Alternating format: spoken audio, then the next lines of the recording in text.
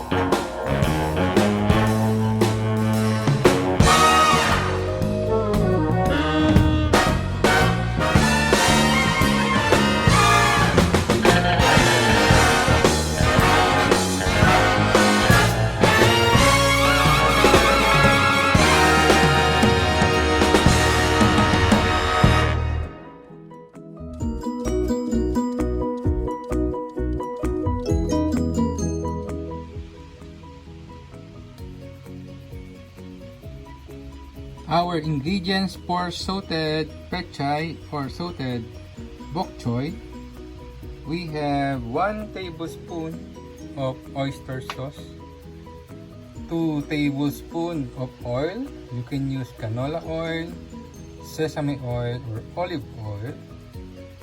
1 teaspoon of seasoning, 1 teaspoon of black pepper powder,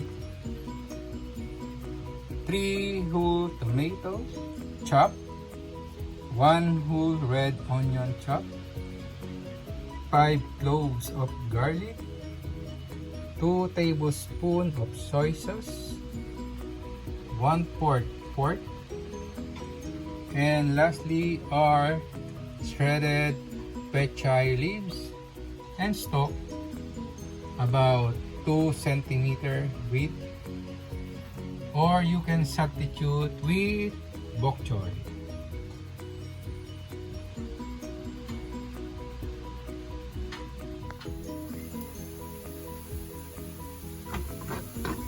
Add our onions.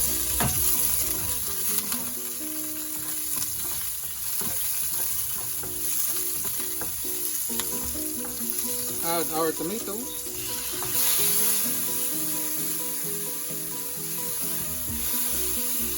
And stir.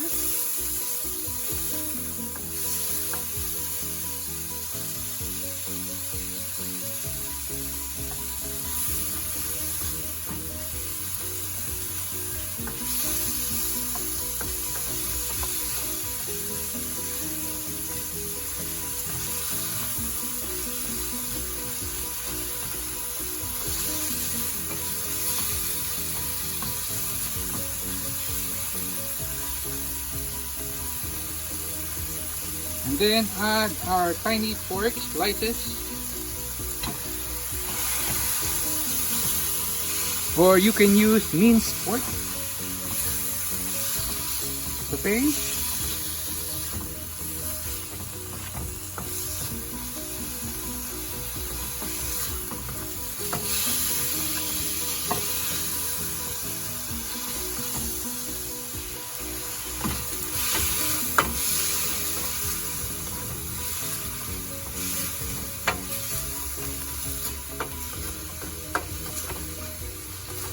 Cook your pork 5 to 10 minutes.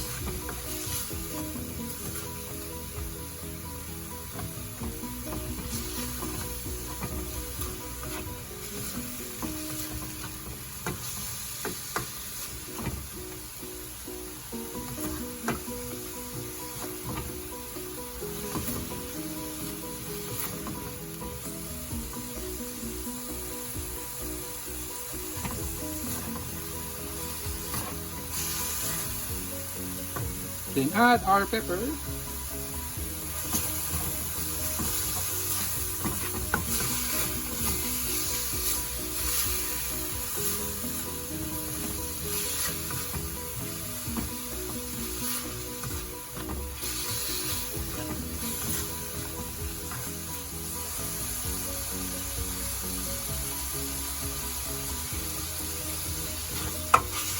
When your pork is tender, you can add your soy sauce.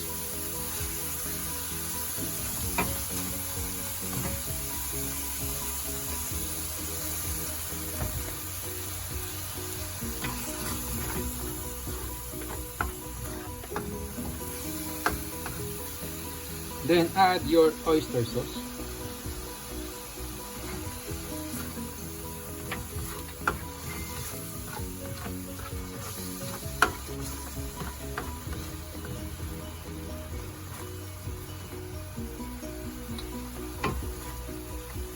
A little of seasoning to taste.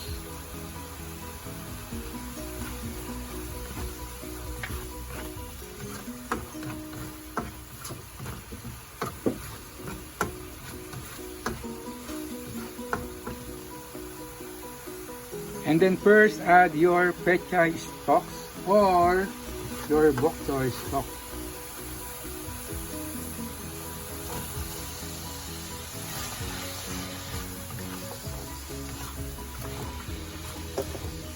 Sauté.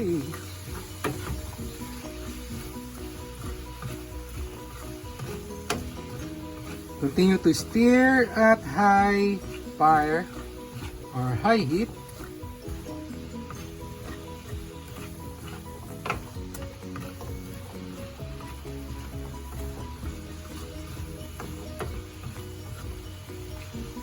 Continue to saute your petchay stalks at higher fire.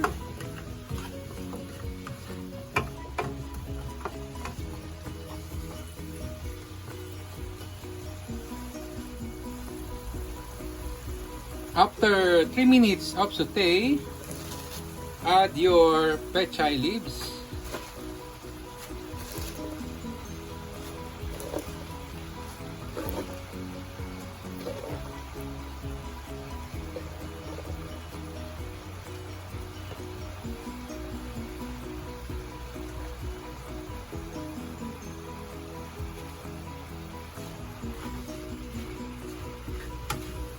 And continue to saute your petchay until cooked for about 5 minutes or so.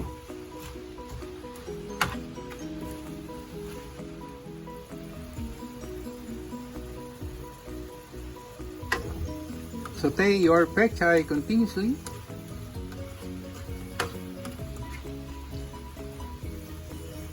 Until it cooks evenly.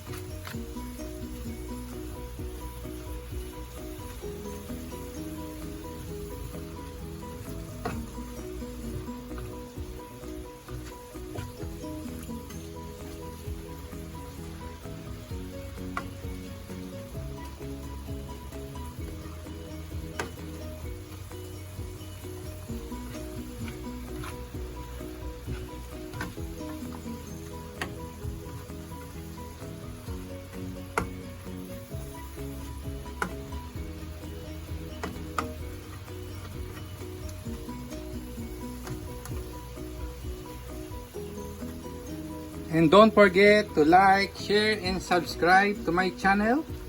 Click the notification bell for future updates and contents of my Burns channel.